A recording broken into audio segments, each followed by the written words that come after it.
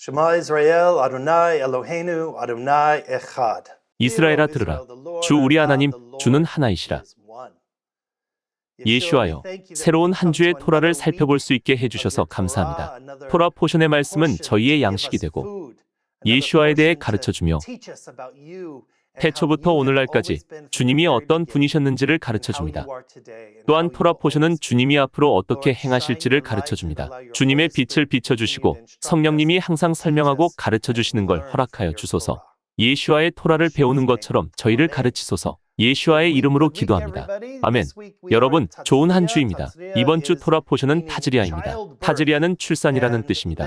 이번 주 토라 포션은 사람들의 일상과 관련이 깊은 본문입니다. 하나님은 성전에만 신경 쓰지 않으시고 예배에만 신경 쓰지 않으시고 우리가 구별되는 것에만 신경 쓰지 않으시고 사람들에게 지혜를 주십니다. 하나님은 우리의 일상생활을 돌보시고 건강한 공동체가 되는 것을 굉장히 중요하게 생각하십니다. 그래서 하나님은 앞으로 일어날 여러 가지 문제들을 말씀하십니다.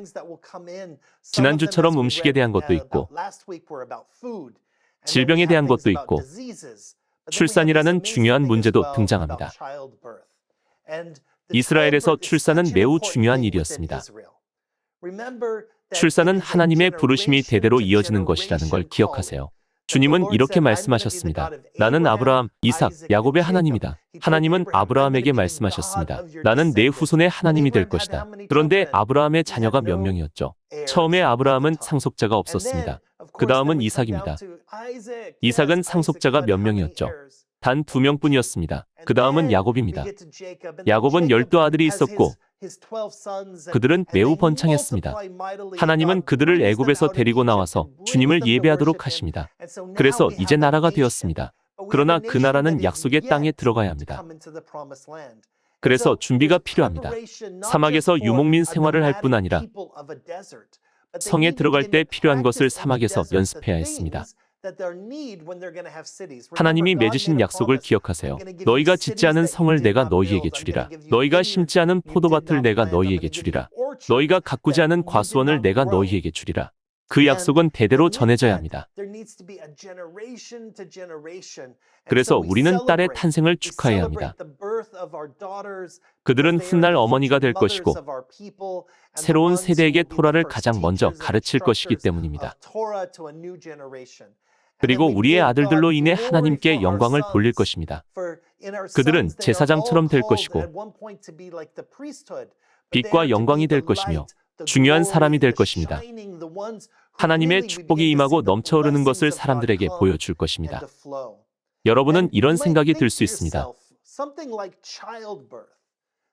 출산과 같이 이렇게 이상하고 짧은 본문을 통해서 어떻게 예수화를 볼 수 있을까?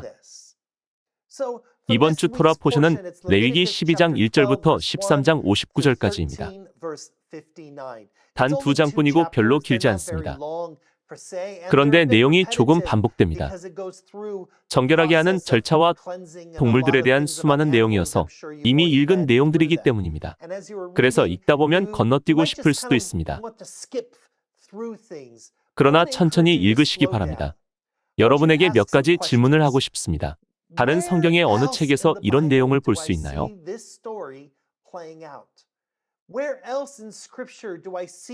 다른 성경의 어느 책에서 이런 명령과 원칙을 볼 수 있나요?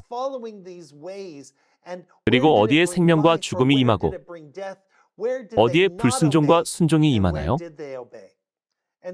우리가 이것을 이해하게 된다면 복음서와 예수와의 공생애를 다른 관점으로 보게 됩니다. 예수와가 말씀하시고 행했던 수많은 선례와 근거를 여기서 보기 때문이죠. 특히 예수와가 치료하실 때 자주 나타납니다. 우리는 이런 중요한 것들을 살펴보겠습니다. 그런데 지금은 이번 주 포션의 시작인 1절부터 보겠습니다. 여호와께서 모세에게 말씀하여 이르시되 이스라엘 자손에게 말하여 이르라. 여인이 임신하여 남자를 낳으면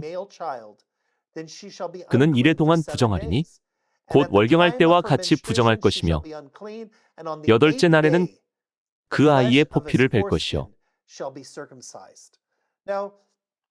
이것은 아이가 삶을 시작하는 부분입니다. 그런데 왜 나만은 정결해지는 기간이 짧고 여아는 정결해지는 기간이 길까요? 저도 모릅니다. 어떤 유명한 현자들이 거창한 영적 대답을 하긴 했지만 제가 여러분에게 말해 줄 수 있는 것은 이것뿐입니다. 나만은 8째 날에 포피를 베는 게 매우 중요합니다. 하나님이 그렇게 명령하고 말씀하셨기 때문입니다. 아브라함 때부터 제8일에 할례를 행하고 아이를 공동체에 받아들이라고 했습니다. 우리는 이것을 브릿 밀라라고 부르며 이것은 계명 중에 하나가 됩니다. 아이에게 할례를 행하면 그는 아브라함과 모세의 언약의 일원이 됩니다. 이것은 어마어마한 기념 의식입니다. 이것은 다른 계명보다 가장 중요합니다. 그래서 욤키푸르 대속죄일에도 필요하다면 브릿 밀라를 합니다. 물론 유대인들은 욤키푸르와 브릿 밀라가 겹치지 않기를 바라지만 꼭 필요하다면 욤키푸르에도 브릿 밀라를 합니다. 그러므로 우리는 이런 것을 알 수 있습니다. 아이를 백성의 언약 가운데 데려오고 백성의 나라 가운데 데려오고 하나님의 마음과 약속 가운데 데려오는 것보다 더 중요한 건 없습니다. 예수아가 우리 마음에 행하시는 할례도 똑같습니다.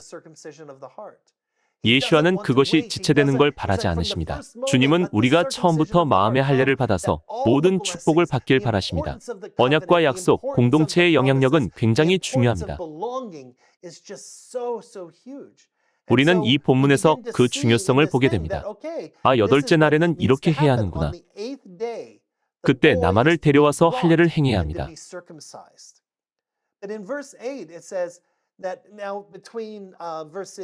4절부터 8절의 제사에 대한 내용이 많이 나옵니다. 여러분은 어린 양과 여러 가지를 가져가야 합니다. 여러분도 알다시피 이것은 제사장들을 위한 성대한 파티입니다. 큰 바비큐가 될 것이고 굉장히 놀라운 경험을 하게 될 것입니다. 그러나 기억하십시오.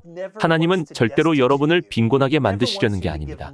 여러분이 할 수 있는 것보다 더 많이 바치도록 하려는 게 아닙니다. 하나님은 여러분이 과분하게 바치는 걸 금하십니다. 하나님은 여러분의 가정이 생존하는 데 필요한 걸 훔치시지 않습니다. 그래서 몇 주 전에 보았던 것처럼 작은 재물들을 바치라고 하십니다. 8절입니다. 그 여인이 어린 양을 바치기에 힘이 미치지 못하면 산비둘기 2마리나 집비둘기 새끼 2마리를 가져다가 하나는 번제물로 하나는 속죄제물로 삼을 것이요 제사장은 그를 위하여 속죄할지니 그가 정결하리라. 이 역시 소소한 세부 사항입니다. 여러분은 이것을 보고 어떤 생각이 드시나요?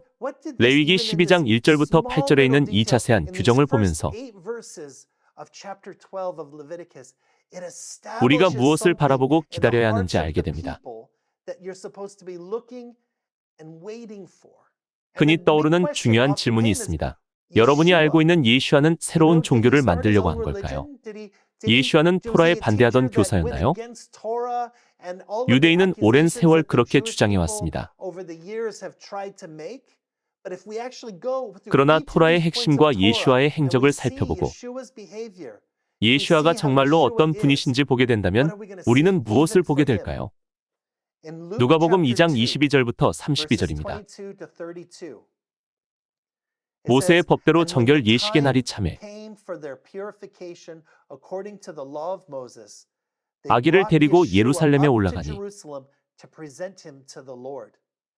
이는 주의 율법에 쓴 바 첫 해에 처음 난 남자마다 주의 거룩한 자라 하리라 한 대로 아기를 죽게 드리고 이 부분을 조금 살펴보겠습니다.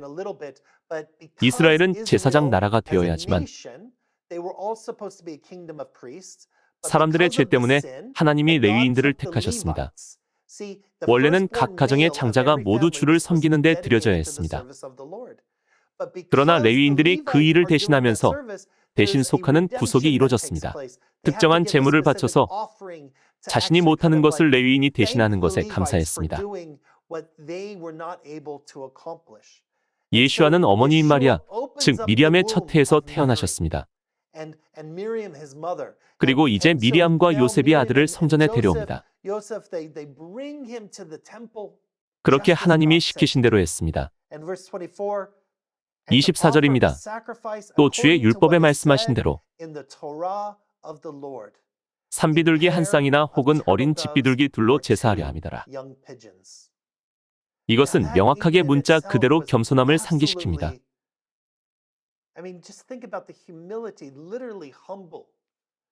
마리아와 요셉은 어린 양을 바치지 못했습니다. 산비둘기 한 쌍이나 집비둘기 둘을 드렸습니다. 그게 할 수 있는 전부였습니다. 가장 작은 제물을 바쳤습니다. 세상의 왕을 위해 가장 작은 제물을 바쳤습니다. 예수와는 하나님의 어린 양이 되셨기 때문입니다. 그는 세상 죄를 지고 가시는 완전한 어린 양이십니다. 예수와는 역사상 그 어떤 값으로도 헤아릴 수 없는 소중한 제물이 되셨습니다. 그러나 예수와가 태어나실 때, 아브라함 언약에 들어오실 때, 모세 언약에 들어오실 때, 토라의 언약에 들어오실 때, 예수와의 부모는 성경의 규정 중에서 가장 소박한 제물을 바쳤습니다. 그리고 하나님은 그것을 받으셨습니다. 예루살렘에 시므온이라 하는 사람이 있으니 이 사람은 의롭고 경건하여 이스라엘의 위로를 기다리는 자라. 성령이 그 위에 계시더라. 그가 주의 그리스도 메시아를 보기 전에는 죽지 아니하리라 하는 성령의 지시를 받았더니 메시아는 기름 부음 받은 자, 사람들이 기다리는 자, 성경에 예언된 자, 창세기 처음부터 역사하신 분, 온 피조물이 기다려왔던 분이십니다. 성령의 감동으로 성전에 들어가매 마침 부모가 율법의 관례대로 행하고자 하여 그 아기 예수를 데리고 오는지라. 시므온이 아기를 안고 하나님을 찬송하여 이르되. 이 장면을 이해하기 바랍니다. 여기서 토라에 따라 산모가 번제와 속죄제 제물을 가져와서 자신을 정결하게 하고 그 다음에 아들을 데려옵니다. 여러분이 이 의식을 본 적이 있는지 모르겠습니다. 감사하게도 저는 이것을 본 적이 있지만 저는 절대로 할례를 집도하지 않을 것입니다. 그들은 훈련받은 특별한 사람들이며 모헬이라고 불립니다. 그들은 매우 특별합니다. 그들은 단지 랍비가 아니라 성별된 의사들이며 할례를 집도하도록 부름받았습니다. 요셉이 아들에게 할례를 행하려고 준비 중이었을 수 있습니다. 그때 시므온이 예수와를 번쩍 듭니다. 이 일은 성전에서 벌어졌고 성경의 예언이 성취되는 사건이었습니다. 온 세상이 기다려온 사건이었습니다. 성경에는 없지만 유대인의 전승에 따르면 많은 사람이 말하기에 성전이 지어진 곳은 하나님이 온 세상의 기초석으로 선택한 곳이라고 합니다. 하나님이 아담을 지으신 곳이라고 합니다. 확실한 사실은 아니지만 굉장히 흥미로운 묘사입니다. 왜냐하면 바로 거기서 예수와께서 모든 시간과 영혼을 바꾸실 것이기 때문입니다. 거기서 시므온이 아기 예수와를 높이 들고 모세가 말한 것처럼 말합니다.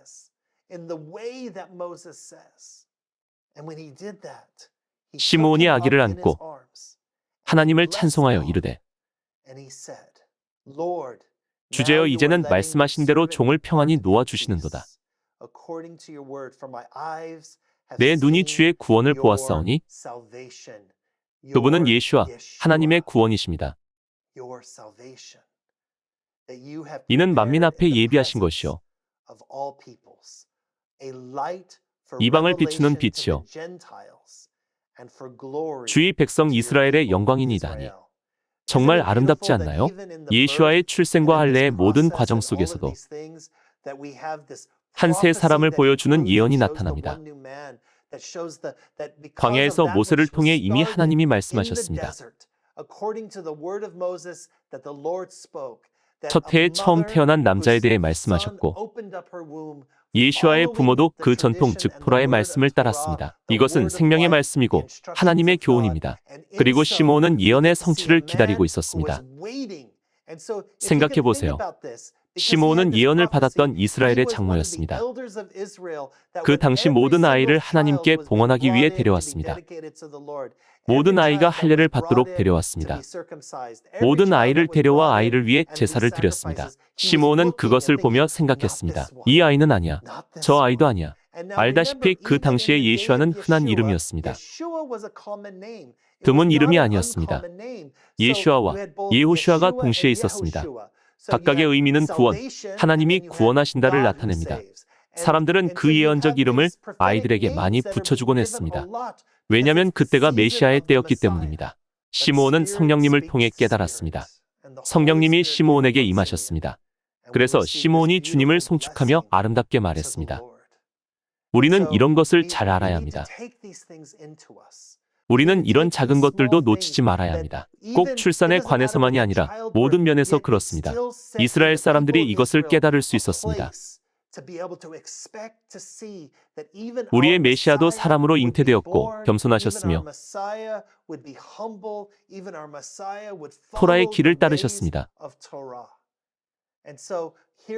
예슈아, 미리암, 요셉이 등장하고 그들이 아들을 하나님께 바칩니다. 그래서 아름다운 장면이 펼쳐집니다. 그러나 우리는 이 기쁜 순간과 동시에 구원에 대해 생각하고 질병의 실체도 생각해 보아야 합니다. 이번 주 본문에는 나병과 피부병 문제도 등장합니다.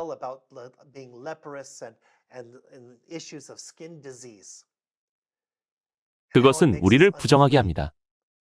이것은 매우 생생한 공포입니다. 공동체로 살아가면 이런 질병이 아주 빨리 퍼지니까요. 오늘날 우리는 팬데믹을 겪어서 질병이 급격하게 퍼질 때에 두려움을 합니다. 나병, 유출병 등의 질병에 대해서 우리가 알아야 할 것이 있습니다.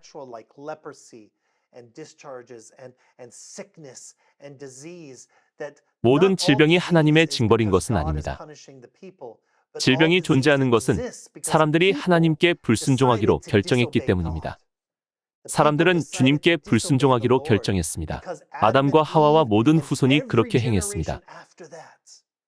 예슈아만 예외입니다.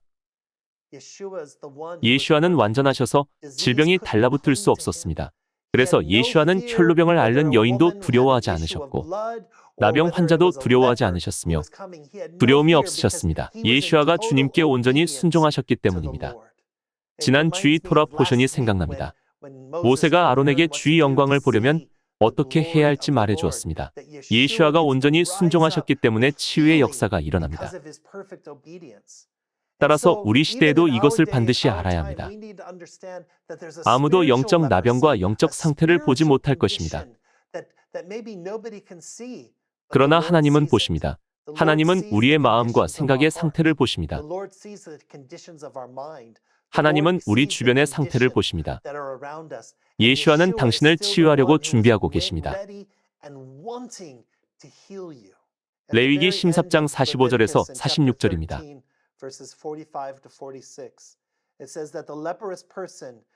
나병 환자는 옷을 찢고 머리를 풀며 윗입술을 가리고 외치기를 부정하다 부정하다 할 것이요 병 있는 날 동안은 늘 부정할 것이라. 그가 부정한즉 혼자 살되 진영 밖에서 살지니라.